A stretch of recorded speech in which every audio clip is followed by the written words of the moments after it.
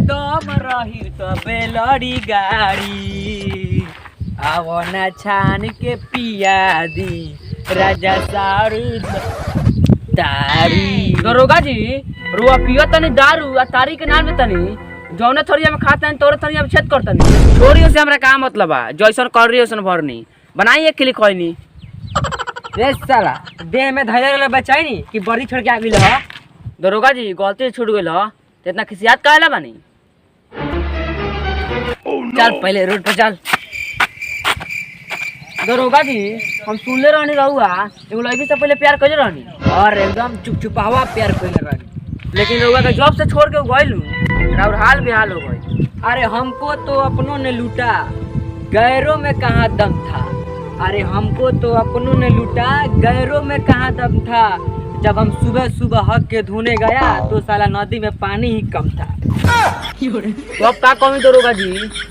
किए क्या, उसी समय मेरा दिमाग में एक आइडिया आया। नदी में पानी नहीं था तो पत्ते से ही गांठ पूछ लिया।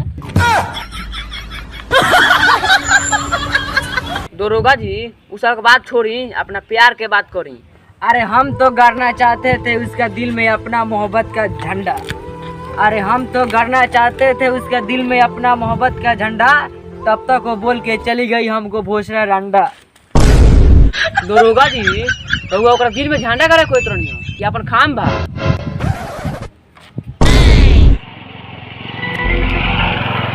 अरे साला पकड़ उठा के तो पकड़।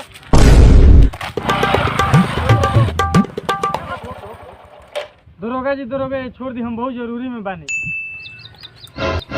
हाँ हम दरोगा दोगला बाज बिना ले ले ना छोड़े माज। दरोगा जी तनिका हमरो को दिवाए इस सरवा के गोर गोर बगाल। अच्छा लाइसेंस दिखाओ। दरोगा जी सरवा कहीं फोन धरा होता डरावे दे, जहाँ तक पहुँच लगावे के बाद लगावे दे। दरोगा जी हईले कौन अरे? मुखिया जी बानी।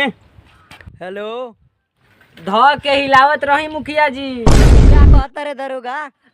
मतलब प्रणाम करतानी मुखिया जी। छोड़ दे दरोगा, वो अपने आदमी बा। मुखिया जी आई एम हम करतानी ड्यूटी, बिना ले ले एक टिप सरऊ के केंगे छोड़ दी। सरवा कोची कहता लेवे के एक टी।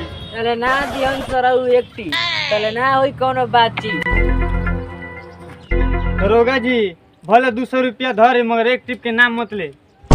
दरोगा जी 2 दिन काम हो गई सरवा के जाय दी। जरा जा दारी।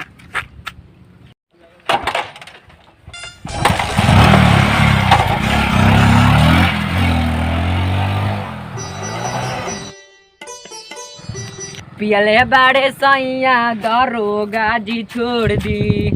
ए ढीलमुन बाबा मुंह से गाय में नहीं खेवत माजा लगाओ कोनो म्यूजिक अच्छा जौन मार्केट में चलत होके ज्यादा। दरोगा जी मार्केट में ये चलता आज बार ढील दो ढोनी दो का छील दो। रे साला कौन गाया है गाना? उसके ऊपर मैं लगाऊंगा 250 फीट के दाफा। का जाने कौन सरवा के दरोगा बना देले बा। क्या कहले रे? दरोगा जी 250 फीट के दाफा थोड़ी लागेला, 302 के लागेला। 2 अरे हाँ रे साला उहे 50 को कम बोलनी है।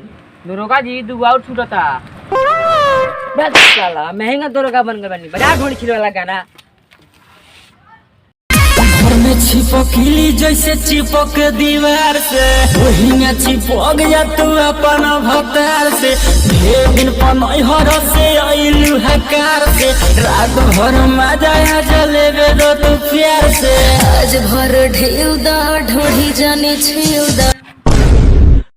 बस साला अब के मुंह पुआर लो तले बंद कर दिलस गाना, सब बेकार हो गइल माजा। दरोगा जी माजा गोल तेल लेवे फिर एसपी साहब आओ तरह के बेच देवे। रे साला दे चश्मा दारू पी के आंख लाल कर दे चल।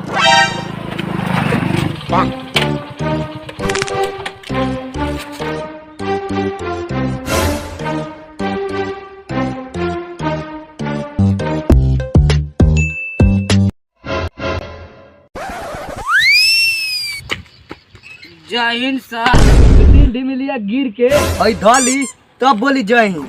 साला तहनी के कितना बार कहले बहन जे ड्यूटी के समय दारू नहीं पीना है। सर हम पिए कहाँ हैं, अपने ड्यूटी कर रहे हैं। जो भी आ रहा है उसके बिना पकड़े नहीं जाने दे रहे हैं। तुम अच्छे से ड्यूटी करो, हम जा रहे हैं।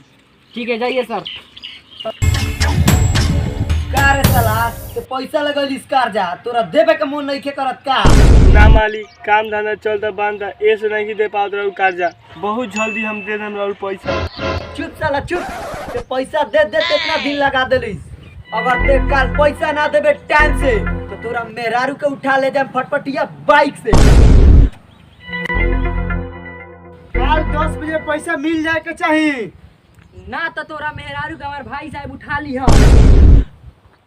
हम रखा तनी टाइम से कल पैसा आ जाए के चाहिए। चलो सही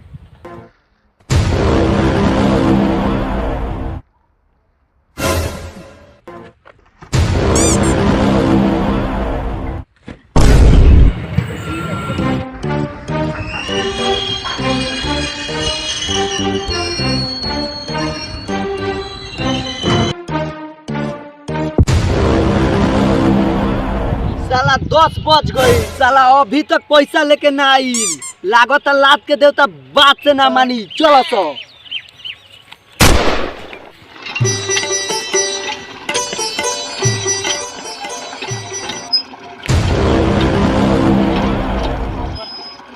का हो मिठलाल, तरह से कहले रानी नुकाल पैसा मिल जाए के चाहिए हमारा आज। तोर इतना मजाल भैया जी के कहले पैसा ना दहले साला। मालिक हमरा पैसा दे देम अभी हमारा खाली बा। हाथ खाली बा तो घर खाली कर बेटा। मालिक हमर घर खाली मत करी यहाँ पर रहत करी। ठीक बा, तोरा पर रहन नहीं की कर, तोरा के जिंदगी से दहन कर दे छोटे।